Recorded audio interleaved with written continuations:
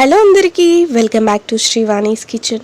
ఈరోజు మన కిచెన్లో చేసుకోబోయే రెసిపీ వచ్చేసి సూజీ రవ్వ కేక్ అండి. మీలో ఎంతమందికి సూజీ రవ్వతో చేసిన స్వీట్స్ అంటే ఇష్టం? కామెంట్ సెక్షన్లో కామెంట్ చేసేయండి.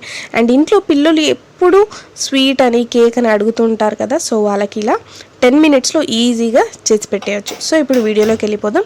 ఈ వీడియోని మీరు స్కిప్ చేయకుండా చూస్తే మీకు పర్ఫెక్ట్ సూజీ రవ్వ కేక్ ఎలా చేయాలో అర్థమవుతుంది. సో వీడియోని స్కిప్ చేయకుండా చూసేయండి. అండ్ మీలో ఇంకెవరైనా మన ఛానల్ని సబ్స్క్రైబ్ చేసుకున్నట్లయితే సో ప్లీజ్ డూ సబ్స్క్రైబ్ అండి.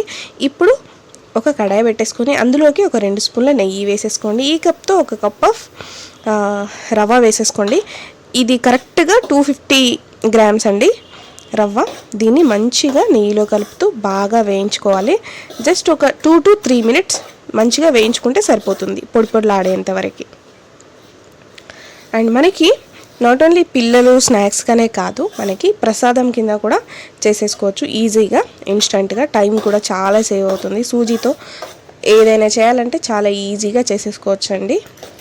అండ్ హెల్త్కి కూడా చాలా మంచిది అండ్ హైజీనిక్ కూడా మంచిగా ఇంట్లో చేసుకుంటే. ఇలా ఒక 2 to 3 minutes వేగాక మనం దీన్ని ఒక బౌల్లోకి లేదా ఒక ట్రేలోకి తీసేసుకుందాం. అండ్ ఇప్పుడు ఇక్కడ చూసారు కదా, మనం ఒక కప్పు రవ్వ తీసుకున్నాం కాబట్టి ఆ కప్తో 2 కప్పుల పాలు తీసేసుకొని, కాచి చల్లార్చిన పాలండి ఇవి.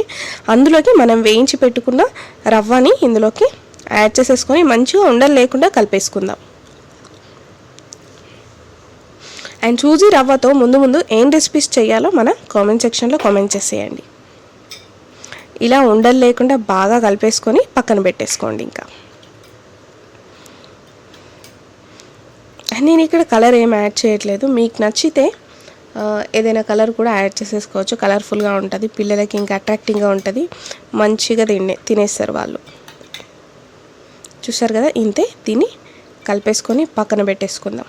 అండ్ నెక్స్ట్ మనం షుగర్ సిరప్ని ప్రిపేర్ చేసుకుందాం. దానికోసం అందులో కొద్దిగా వాటర్ వేసేసుకోండి. అండ్ మనం ఒక కప్పు రవ్వ కాబట్టి దానికి 1 inch తక్కువ షుగర్ తీసేసుకొని ఇందులోకి వేసేసుకోండి. దీన్ని షుగర్ని కరిగేంత వరకు బాగా కలిపేసేయండి.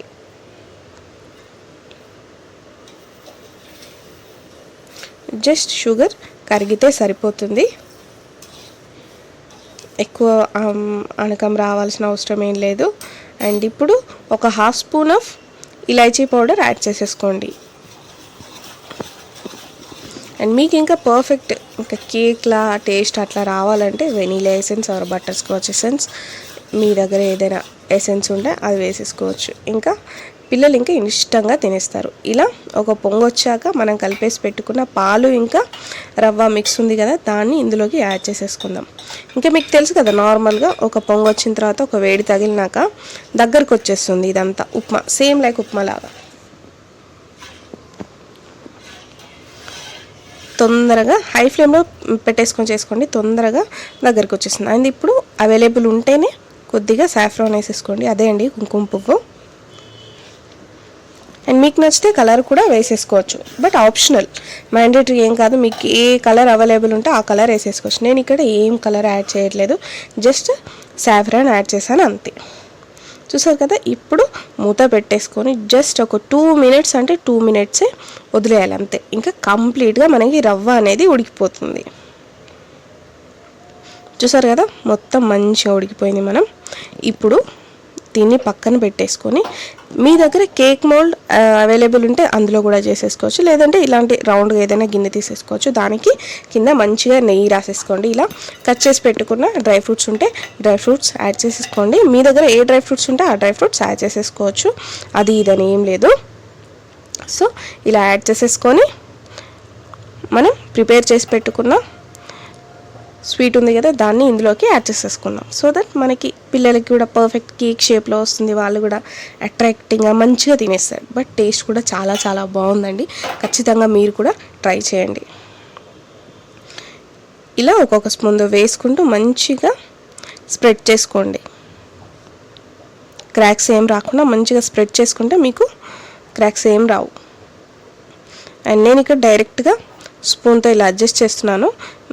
ఇది ఇంకా స్టిక్ అవ్వకుండా ఆ స్పూన్కి కొద్దిగా నెయ్యి లేదా నూనె రాసేసి అప్లై చేసేస్తే ఇంకా తొందరగా అయిపోతుంది. సో ఇప్పుడు దీన్ని ఒక 5 minutes అయ్యాక డిమోల్డ్ చేసుకుందాం. ఒక ప్లేట్ తీసేసుకొని ఇలా రివర్స్ చేసుకుంటే ఇంకా మనకి కేక్ రెడీ అయిపోయినట్టే. ఇంతే అండి, చాలా చాలా సింపుల్.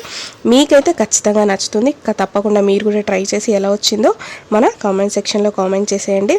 అండ్ ఇలాంటి మరెన్నో వీడియోస్ కోసం మన శ్రీవాణీస్ కిచెన్ని సబ్స్క్రైబ్ చేసుకోవడం మాత్రం మర్చిపోవద్దు.